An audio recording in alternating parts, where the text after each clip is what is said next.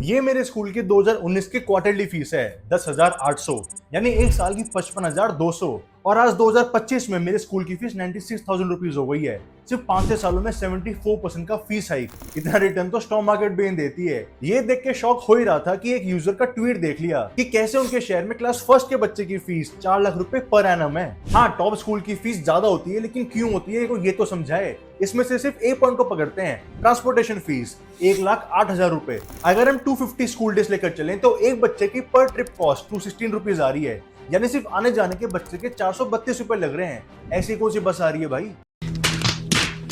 India का education sector 2020 में 180 billion dollars का था, जो 2030 तक 313 बिलियन डॉलर्स का हो जाएगा। और इस सब के बीच में पिस रहे हैं पेरेंट्स, क्योंकि इंडिया के प्राइवेट स्कूल की फीस वर्ल्ड के बड़े बड़े कॉलेजेस से भी ज्यादा हो चुकी है। Education, military and medical were earlier treated as a service, लेकिन अब तीनों को ही कैपिटलाइज कर दिया गया है। जहां डॉक्टर के क्लिनिक से बाहर निकलने पर डॉक्टर गेट वेल सून नहीं बोलता, thank you for your business बोलता है। और एजुकेशन एक ऐसी इंडस्ट्री है जहां पर पेरेंट्स चाह कर भी कंजूसी नहीं कर सकते, क्योंकि उनके बच्चे के फ्यूचर का सवाल है। और इसी इनसिक्योरिटी पर ये इंस्टीट्यूशंस कैश इन कर रहे हैं। आज इंडिया में एवरेज एजुकेशन इन्फ्लेशन 10 से 12% है, जो कि इंडिया की इन्फ्लेशन का 1.5 से 2 गुना है। लेकिन जब रिपोर्ट्स देखें तो मामला और भी ज्यादा खराब है। सिर्फ लास्ट 3 सालों में दिल्ली की प्राइवेट स्कूल की फीस 50 से 80% इंक्रीज हुई है। हमारी बच्ची क्लास 8th बी में है।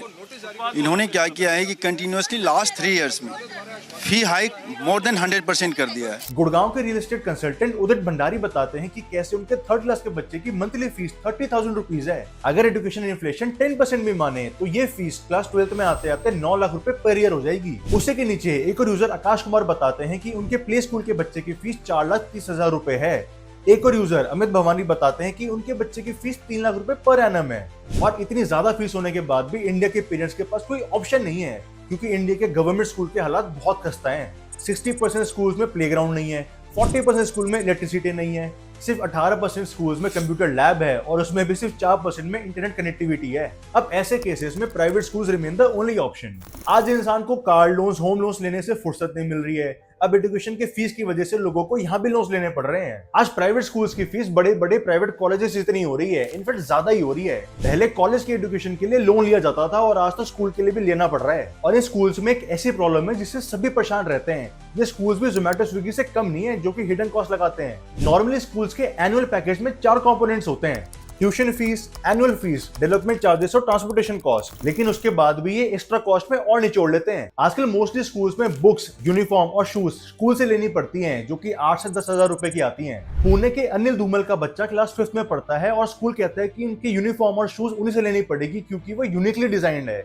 और यूनिफॉर्म आती है 15,000 की और शूज 2,000 रुपए के। 6th क्लास के बच्चे के फादर अतुल रेड्डी कहते हैं कि स्कूल ने स्विमिंग, पॉटरी और पेंटिंग की क्लासेस ऐड कर दी हैं, जो एनुअल फीस के अलावा अलग से चार्ज कर रहे हैं। और अगर मान लो वो पे नहीं करोगे तो बच्चे को क्लास में बैठना पड़ेगा, बाकी बच्चे सीखेंगे और आपके बच्चे को लेफ्ट आउट फील कराया जाएगा। के सामने कहती है उस बच्चे को नहीं देना, क्योंकि उसने फीस, क्योंकि वो डिफॉल्टर है। लंच टाइम में उसको बुली करते हैं उसके फ्रेंड्स कि तेरे पापा फीस नहीं दे सकते। यहाँ तक तो फिर भी सब कुछ ठीक था, लेकिन हद तो जब पार हो गई जब इस स्कूल ने किंडरगार्टन के लिए पेरेंट्स ओरिएंटेशन फीस जोड़ रखी थी। गेस करो कितनी होगी, आपको मैं 3 सेकंड देता हूं। 8,400 रुपए। यस, इतनी ओपीडी तो दिल्ली मुंबई के बड़े बड़े डॉक्टर्स की भी नहीं होती है, जितनी इन्होंने स्कूल में फीस जोड़ रखी है। और इन स्कूल्स में इतने ज्यादा पैसे मांगने की हिम्मत पिछले 5 सालों में ही आई है, और इसका एक कारण है इंडिया की सर्विस सेक्टर की ग्रोथ। पहले इंडिया की मेजॉरिटी पॉपुलेशन एग्रीकल्चर या मैन्युफैक्चरिंग में काम करती थी, या अगर सर्विस सेक्टर में काम कर रही है तो मेजॉरिटी बैंक्स में काम करती थी, जिस वजह से काफी बच्चे टीयर 2 सिटीज में भी पढ़े हैं। लेकिन अब आईटी बूम की वजह से इंडिया की काफी पॉपुलेशन टीयर 1 में शिफ्ट हो रही है, जहां पर स्कूल्स तो लिमिटेड ही हैं। अब मैं अपने बच्चे के लिए एक ऐसा स्कूल ढूंढूंगा जो कि मेरे घर के आसपास ही हो, मेरी प्रॉक्सिमिटी में हो, ताकि मुझे भी दिक्कत ना आए। फॉर एग्जांपल, अगर मैं मुंबई के अंधेरी एरिया में रहता हूं तो मैं अपने बच्चे के लिए 5-10 किलोमीटर के एरिया में स्कूल ढूंढ लूंगा। अब उस एरिया में सप्लाई लिमिटेड है, डिमांड ज्यादा है, जिस वजह से प्राइसेस और ज्यादा बढ़ जाते हैं। प्लस इन शहरों में दोनों पेरेंट्स के पास टाइम कम होता है ओइंग टू देयर वर्क, तो बच्चे का हर एक काम पैसे दे के डेलीगेट किया जाता है। घर में नैनी, फिर पढ़ाई स्कूल में, और उसके बाद घर पे आएगा तो बच्चा ट्यूशन पे या कोचिंग सेंटर में लगा रहता है। और इस सब में ये लाखों रुपए लगा देते हैं, जिस वजह से मिडिल क्लास फैमिली को भी पीयर प्रेशर में आके पैसे लगाने पड़ते हैं। So how much do you spend on a child's education? So I think in general education today costs anywhere between 4 to 12 lakhs. So my son, he goes to an IB school and we spend something around 7 to 8 lakhs per annum. और आज से 10 साल पहले तो school में कोई branding का काम नहीं हुआ था, लेकिन आज तो कपड़ों के जैसे स्कूल्स में भी ब्रांड आ गए हैं। DPS, Goenka, Dhirubhai Ambani, etcetera etcetera. Parents बच्चे को एजुकेशन के बेसिस पर नहीं बल्कि स्कूल के ब्रांड के बेसिस पर भेजते हैं। और जब एजुकेशन जैसे बेसिक ह्यूमन राइट में कैपिटलिज्म की टांग अड़ने लगती है ना, तो ना तो बच्चे को एटिकेट्स मिलते हैं, ना बच्चे को अच्छी पढ़ाई मिलती है।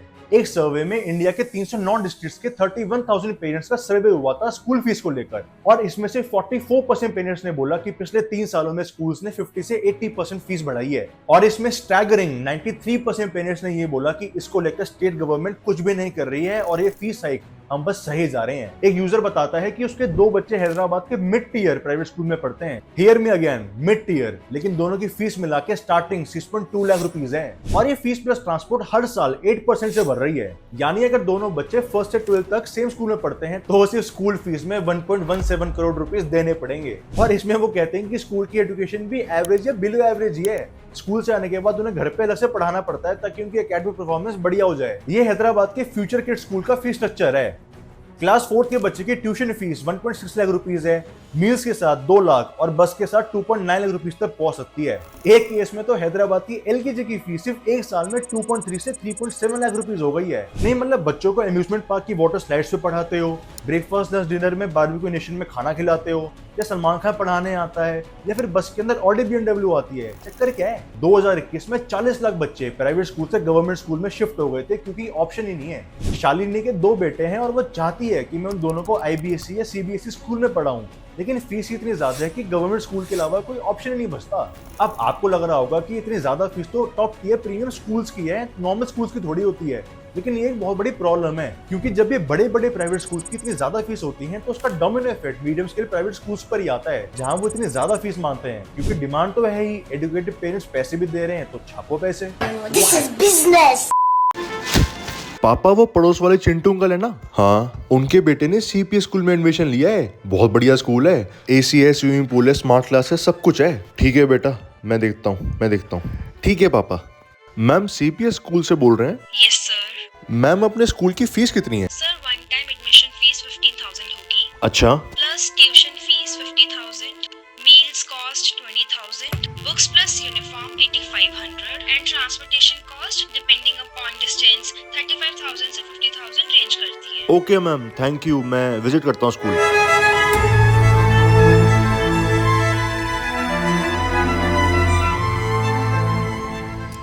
और इसमें सबसे बड़ी दिक्कत यह है कि इन स्कूल्स की एजुकेशन को मेजर करने का कोई मैकेनिज्म भी नहीं है, जिस वजह से स्कूल की क्वालिटी को कोई अकाउंटेबल ठहरा नहीं पाता। पेरेंट्स को स्कूल के central AC, swimming pool, English medium, smart classes को देख के बच्चे का एडमिशन करवाना पड़ता है, क्योंकि कोई और तरीका ही नहीं है मेजर करने का। इंडिया के 60% प्राइवेट स्कूल्स बोर्ड एग्जामिनेशन तक जाते ही नहीं है, जिस वजह से उनकी अर्ली एजुकेशन भी मेजर नहीं हो पाती है। और इसीलिए स्कूल की अर्ली एजुकेशन को मेजर करने का भी कोई क्राइटेरिया नहीं होता। Parent associations across the country are pushing the government कि इनकी फीस पे कोई रेगुलेशन आए। इनफैक्ट दिल्ली, यूपी, पंजाब, गुजरात, इन स्टेट्स में तो लॉ भी है लेकिन कोई इंप्लीमेंटेशन नहीं है।